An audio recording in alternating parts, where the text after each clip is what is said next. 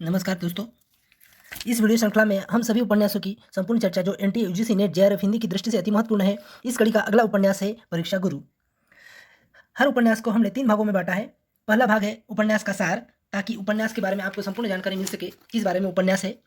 दूसरे भाग में हमने लिया है उपन्यास के मुख्य पात्र जो एग्जाम की दृष्टि से महत्वपूर्ण प्रश्न बनते हैं उसके ऊपर।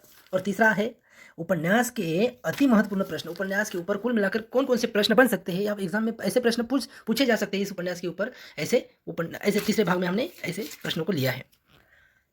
तो चलिए देखते हैं उपन्यास के बारे में। परीक्षा गुरु। सर्वप्रथम देखेंगे उपन्यासकार। परीक्षा गुरु के उपन्यासकार हैं लाला श्रीनिवास दास। प्रकाशन वर्ष उसका है 25 नवंबर 1882। याद रखना, लाला श्रीनिवास दास 1850 में इनका जन्म हुआ, 1907 में इनकी मृत्यु हो गई। याद रखना, लाला श्रीनिवास दास जी का जन्म 1850 में हुआ और ये उपन्यास प्रकाशन वर्ष 1882 है। याद रखना, उपन्यासकार लाला श्रीनिवास दास। ये कुछ चीज़ें हैं वो बहुत ही महत्वपूर्ण बनती है एग्जाम की दृष्टि से, इसे इन्हें ज़रूर याद रखना। भारतीय हिंदू युग के उपन्यासकार माने जाते हैं। प्रसिद्ध नाटककार भी है, नाटककार भी थे, मथुरा के निवासी थे। महत्वपूर्ण तथ्य आगे देखिए। महत्वपूर्ण तथ्य, इसके बारे में कुछ महत्वपूर्ण तथ्य है। उसमें से एक है परीक्षा गुरु को हिंदी का पहला मौलिक उपन्यास माना है। और ये किसने माना है? आचार्य रामचंद्र शुक्ल। ये बहुत ही महत्वपूर्ण प्रश्न बनता है इसके ऊपर। परीक्षा गुरु को हिंदी का पहला मौलिक उपन्यास माना है और किसने माना है? आचार्य रामचंद्र शुक्ल ने। इसके मुख्य पात्र देखते हैं। लाला मदन मोहन तथा उसकी पत्नी का नाम है कामिनी। सच्चा मित्र ब्रजकिशोर है तथा उसकी पत्नी का नाम, ब्रजकिशोर की पत्नी का नाम है प्रियमवदा। लेखक ने मदन मोहन के 5 चाटुकार दरबारियों की चर्चा यहाँ पर की है। वो चाटुकार मित्र है जो मदन मोहन से उसके पैसों के कारण उसे चिपके हुए हैं। तो पहला मित्र है मुंशी चुनीलाल।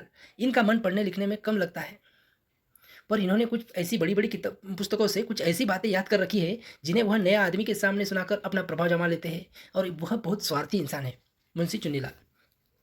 दूसरे मित्र है मास्टर शंभुदयाल। मदन मोहन को पढ़ाने आता था, पर पढ़ाना भूलकर दोनों में दोस्ती हो जाती है। याद रखना।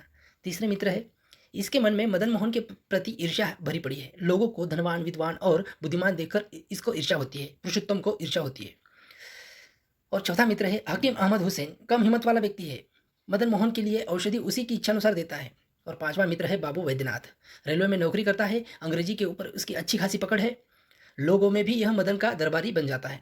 कथानक देखिए, इसका कथानक क्या है? लाला श्रीनिवास दास ने अपने उपन्यास में मदन मोहन नामक एक रईस के पतन और फिर उसके सुधार की चर्चा की है। वो किस प्रकार से रईस का पतन होता है और फिर उसे ठोकर लगने के बाद वो कैसे ठीक होता है, इसके बारे में यहाँ उपन्यास में चर्चा की है। जिस समय यह उपन्यास लिखा गया उस समय पाठकों को तिलस्म, अय्यारी और चमत्कारी दुनिया में जी रहा था। ऐसी स्थिति में लेखक ने उस समय के यथार्थ को लिखने का साहस किया, ये जानते हुए भी कि पाठक यथार्थ से दूर जी रहे हैं, किंतु उनका यह प्रयास सफल रहा। आगे देखिए। मदन मोहन एक समृद्ध वैश्य परिवार में पैदा होता है, पर बचपन में अच्छी शिक्षा और उचित मार्गदर्शन न मिलने के कारण युवावस्था में गलत संगति में पड़कर अपनी सारी दौलत खो बैठता है। वह पत्नी और सच्चा मित्र ब्रजकिशोर की एक नहीं मानता और सुनता, पत्नी की भी नहीं सुनता और सच्चे मित्र की भी नहीं सुनता। एक दिन कपड़ा विक्रेता हरकिशोर से मदन मोहन की बहस हो जाती है और यह बात सभी लेनदारों के पास पहुंच जाती है। धीरे धीरे बिजनेस में मदन मोहन से अन्य का रिश्ता खराब होने लगता है। पांचों चाटुकार मित्र दुख की घड़ी में मदन मोहन से किनारा करने लगते हैं। मदन जिस से पैसे मांगता सभी सहायता करने से मना कर देते हैं। मदन मोहन को अब होश आता है, किंतु स्थिति हाथ से निकल जाती है। लेनदारों का मुकदमा अदालत में चलता है। मदन को 1 रात की सजा हो जाती है और उसे जेल जाना पड़ता है। इस विपत्ति में मदन की आंखें खुलती है और खुद को बदलने का निश्चय कर लेता है। बाद में ब्रजकिशोर, जो कि एक वकील है, उसकी मदद से वो छूट जाता है। सार रूप में कहे तो कथा में जीवन के रूप बताए गए हैं, हृदय परिवर्तन की बातें भी सामने आती है। लाला श्रीनिवास दास जी ने स्वयं स्वीकार करते हुए कहा है कि उनकी यह रचना अनुभव द्वारा उपदेश मिलने की एक सांसारिक वार्ता है। भाषा शैली पूरा उपन्यास नीतिपरक और उपदेशात्मक है। इसमें जगह जगह इंग्लैंड, यूनान के इतिहास के दृष्टांत दिए गए हैं। ये दृष्टांत मुख्यतः ब्रजकिशोर के कथनों में आते हैं। उपन्यास के बीच बीच में संस्कृत, हिंदी, फारसी के ग्रंथों के ढेर सारे उदाहरण भी ब्रज भाषा में काव्यानुवाद के रूप में दिए गए हैं। सरल बोलचाल की दिल्ली के आसपास की भाषा यहाँ पर बतलाई गई है। इसके बावजूद पुस्तक की भाषा गरिमायुक्त और अभिव्यंजनपूर्ण है। आगे देखते हैं इसके महत्वपूर्ण जो प्रश्न है वो कौन कौन से बन सकते हैं, इसके ऊपर देखेंगे परीक्षा गुरु में।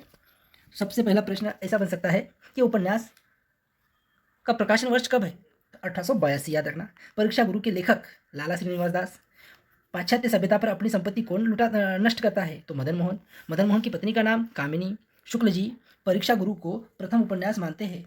रामचंद्र शुक्ल जी ये मौलिक उपन्यास मानते हैं उसे। मदन मोहन के दोस्त का नाम ब्रजकिशोर, याद रखना। ब्रजकिशोर की वकील की पत्नी का नाम प्रियमवदा था। लाला श्रीनिवास दास निवासी थे मथुरा के। लाला श्रीनिवास दास का किस युग से संबंधित है? भारतेंदु युग से, याद रखना। आगे देखते हैं कौन सा क्वेश्चन बन सकता है। हकीम का नाम क्या था? हुसैन अहमद, याद रखना। परीक्षा गुरु उपन्यास एक सामाजिक उपन्यास है। परीक्षा गुरु को संसारिक वार्ता किसने कहा? याद रखना। बाबू वैद्यनाथ किस विभाग में नौकरी करते हैं? रेलवे में करते हैं। इंग्लैंड और यूनान की दृष्टांत कौन देता है? ब्रजकिशोर देता है। अब आगे देखो, यह उपन्यास शिक्षाप्रद रचना है जो भाषा आदि को प्रौढ़ता और स्पष्टता की दृष्टि से महत्वपूर्ण है। प्रताप नारायण टंडन कहते हैं हिंदी में अंग्रेजी ढंग का पहला उपन्यास माना है रामचंद्र शुक्ल और गुलाब राय ने। उपन्यास में प्रसंग आते हैं शेक्सपियर, बायरन, मनुस्मृति, हितोपदेश के। इस उपन्यास में कुल कितने प्रकरण है? तो 41 प्रकरण है, याद रखना। मदन मोहन के अध्यापक का नाम था शंभुदयाल। आगे देखो, लाला श्रीनिवास दास का जन्म कब और कहाँ हुआ? तो मेरठ में 1950 में। आगे देखो, उमराव नगर में कुछ दिन किसका उपन्यास है? श्रीलाल शुक्ल का। जनानी जमा खर्च करने वाला और कागज के घोड़े दौड़ाने वाला पात्र मदन मोहन है। इस प्रकार से यह उपन्यास की जानकारी यदि आपको अच्छी लगी तो इस चैनल को लाइक और सब्सक्राइब कीजिए, ताकि क्योंकि हमने ये पूरा उपन्यास जितने भी NT UGC net new syllabus 2020 के लिए सिलेबस तैयार किया गया है उसके स्कूल सभी कोर्स हमने तैयार किया है, ताकि आपको एग्जाम की दृष्टि से बहुत ज़्यादा फायदा हो सके और कम समय में आपकी पढ़ाई अच्छे से हो सके। धन्यवाद मित्रों।